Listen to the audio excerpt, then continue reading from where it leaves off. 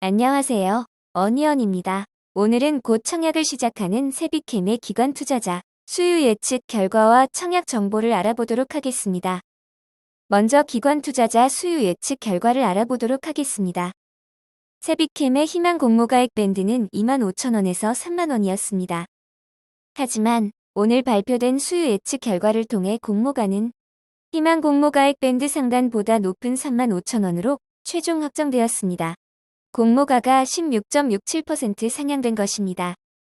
발표된 수요 예측 결과를 보면 총 1,767곳의 기관이 몰려 종합경쟁률 1,670.90대 1의 경쟁률을 기록하였습니다. 매우 높은 경쟁률입니다. 세비캠은 운용사 집합기관이 매우 높은 842곳이지만 거액 배정을 받지 못하는 해외 무실적 기관 투자자도 117곳이 참여하였습니다.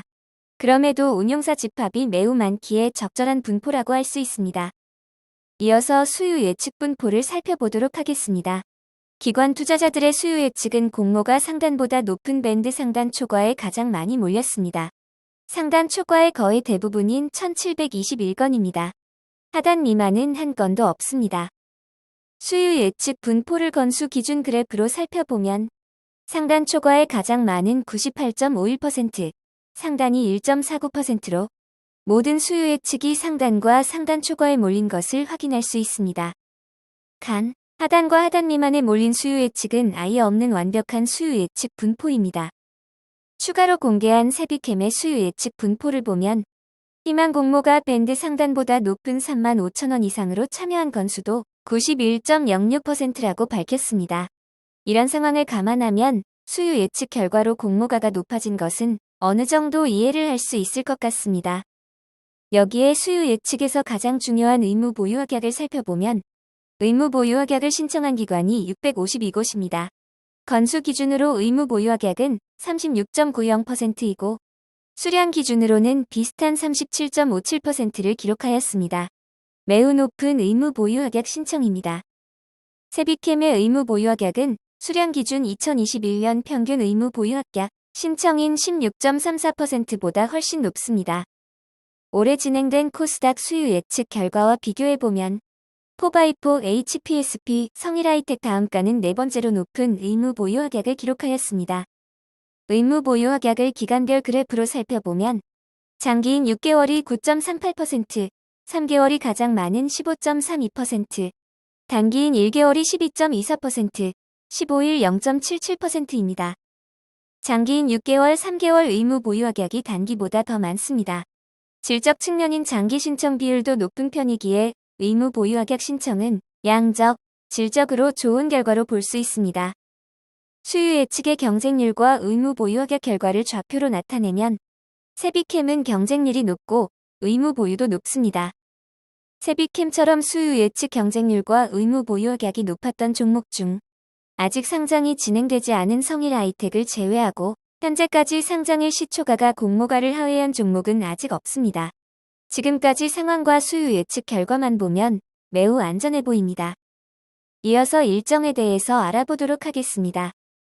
세비캠의 청약 일정은 7월 26일 화요일 시작하여 7월 27일 수요일 마무리됩니다. 월요일 이미 청약이 진행된 유안타 제구 우스펙과 동시 청약으로 진행됩니다. 동시 청약으로 진행될 여지가 있었던 아이인플러스의 실권주 청약은 실권이 발생하지 않아 진행되지 않습니다. 세비캠의 청약을 진행하는 한국투자증권은 오전 8시부터 오후 4시까지 청약이 진행됩니다.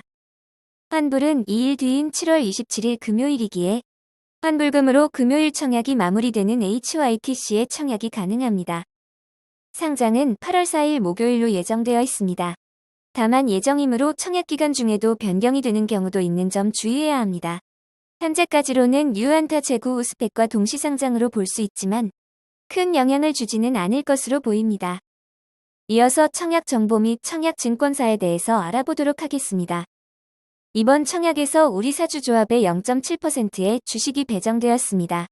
매우 작은 규모의 배정입니다. 우리사주 배정 규모를 세비캠 직원으로 나눈 1인당 배정 규모는 약 351만 원 정도로 실권이 걱정될 규모는 아닌 것 같습니다. 일반 청약자에게 25%의 주식이 배정되었으며 공모가 기준 공모 규모는 총 94억 원입니다. 매우 작은 규모의 청약입니다.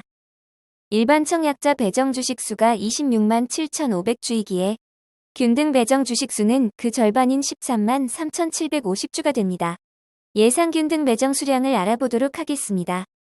최근 공모주 수익률이 낮아지면서 공모주 청약 인원이 감소하고 있었지만 성일 하이텍이 놀라운 인기를 모으며 무려 92만 3,292명의 청약자가 청약에 참여하였습니다. 이번 세비캠도 높은 인기를 끌 가능성이 높기에 청약자는 매우 많을 것으로 추정됩니다.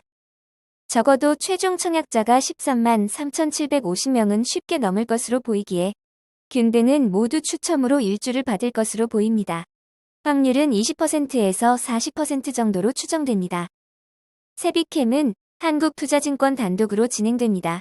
한국투자증권은 온라인 청약 시 2,000원의 청약 수수료가 있습니다. 청약 기간 중이더라도 비대면으로 계좌를 개설하시면 청약에 참여하실 수 있습니다. 이번 청약에서 가장 낮은 온라인 전용 등급은 4,000주를 청약할 수 있고 4,000주의 청약 증거금은 7천만 원입니다. 우대그룹은 최대 6배를 청약할 수 있습니다. 이번 가장 낮은 등급인 온라인 전용 등급의 청약 주식수가 4,000주로 매우 작기에 풀청약하셔도 일주 이상 받기는 매우 어려울 것 같습니다. 이번 청약의 최소 단위 청약은 20주이며 세비캠은 일반 공모주이기에 청약 증거금률이 50%입니다. 따라서 20주의 청약 증거금은 35만 원입니다. 세비캠의 상장일 유통 물량을 알아보도록 하겠습니다. 세비캠의 확정된 공모가 3만 5천 원 기준 상장 시가총액은 1,665억 원입니다. 규모가 그리 크지 않은 회사입니다. 상장일 매각 가능한 기존 주주의 주식이 약 56만 주가 있습니다. 의무 보유 확약을 제외하지 않은 상장일 유통 가능 비율은 조금 높은 편인 34.18%이고 공모가를 반영한 상장일 유통 가능 금액은 569억 원입니다. 아주 작지는 않습니다. 그러나 수요 예측 시 의무 보유 확약 신청을 기관들이 평균적인 배정 비율보다 낮은 150% 정도만 배정된다고 해도 상장일 유통 가능 비율은 약 24.76%까지 낮아질 수 있습니다. 이 경우 상장일 유통 가능한 금액은 412억 원까지 줄어듭니다. 다만 이보다 크게도 낮게도 배정될 수 있습니다. 실제 얼마나 의무 보유 확약이 배정되느냐에 따라 상장일 유통 가능 금액이 크게 변할 수 있는 점은 주의하시기 바랍니다. 의무 보유 확약을 포함하지 않은 상장일 주체별 유통 물량 비율을 살펴보면 기존 주주가 38.98%, 기관 투자자가 제일 많은 42.51%, 일반 청약자가 18.50%입니다. 기존 주주가 38.98%이기에 상장일 기존 주주가 영향을 미치는 상황은 아주 작다고는 할 수는 없습니다. 기관 투자자들에게 의무 보유 확약이 배정되면 기존 주주 비율은 50%가 훌쩍 넘게 됩니다. 다만 공모가 기준 주주의 상장일 유통 가능한 금액은 197억 원이기에 아주 크지는 않습니다. 상장일 매각 가능한 기존 주주들의 지분을 살펴보면 일부 주주들고 소액 주주들이 상장일 매각이 가능합니다. 1% 미만으로 지분을 보유한 소액 주주 현황을 보면 소액 주주가 33명 밖에 되지 않지만 1인당 평균 2.6만 주를 보유하고 있습니다. 이 중 특수관계인을 제외한 지분이 상장일 매각 가능합니다. 결국 상장일 매각 가능한 기존 주주는 소수의 개인 등으로 추정해 볼 수 있습니다. 모든 주주가 전량 매도할 가능성은 낮다고 볼 수 있습니다.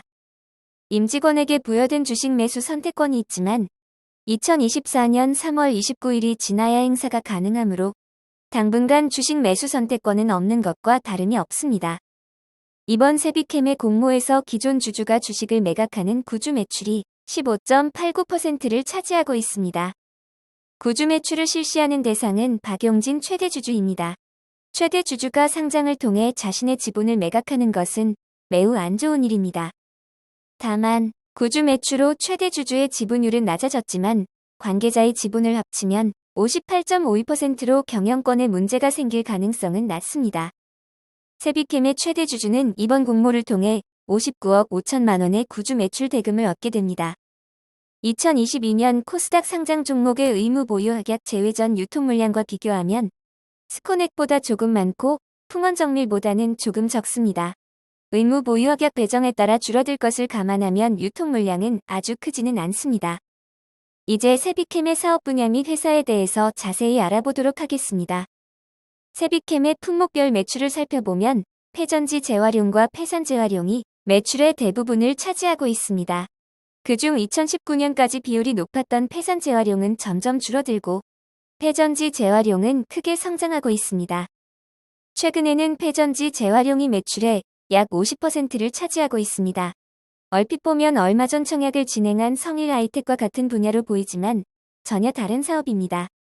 폐전지 재활용 제품을 살펴보면 폐전지의 재활용을 통해 니켈, 코발트, 망간 등을 포함하고 있는 파우더, 분말 형태의 재활용량 극제가 있습니다.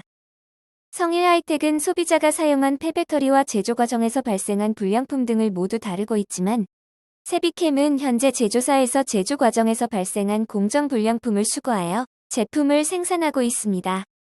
또 다른 폐전지 재활용품인 전구체 복합액은 분말 형태의 재활용량 극제를 이용하여 생산되는 제품입니다. 품목별 매출을 살펴보면 현재는 재활용량 극제 매출이 더 높습니다. 제조 과정에서 발생한 불량품 등을 이용하여 재활용품을 만드는 과정을 간단히 살펴보면 화재의 위험이 높은 2차 전지이기에 안전을 위한 방전 과정이 필수적으로 진행됩니다. 세비캠은 자사가 타사에 비해 안전하고 빠르게 방전하는 기술에서 우위가 있다고 밝혔습니다. 또한 저온 소성공법을 채택하여 분말 회수율을 60% 이상 증가시켰다고 합니다. 앞으로는 폐배터리를 이용한 재활용이 중요해질 것으로 판단하고 신규 사업으로 제조사의 불량품이 아닌 폐배터리를 재활용하는 공정을 갖추고 있습니다. 8월 말까지 구축하고 앞으로 테스트, 시범 생산 등이 진행될 예정입니다. 성일하이텍과는 이런 공정상의 차이 외에도 매출에서 매우 큰 차이가 있습니다. 전체 매출이 4배 이상 성일하이텍이 많고 2차 전지 관련 매출에 한정하면 무려 8배 이상이 많습니다. 다만 그만큼 세비캠의 시가총액이 작습니다. 이제 세비캠 결론을 내려보도록 하겠습니다. 세비캠은 2021년 4월부터 2022년 3월까지 1년 순이익을 기반으로 공모가를 산정하였습니다.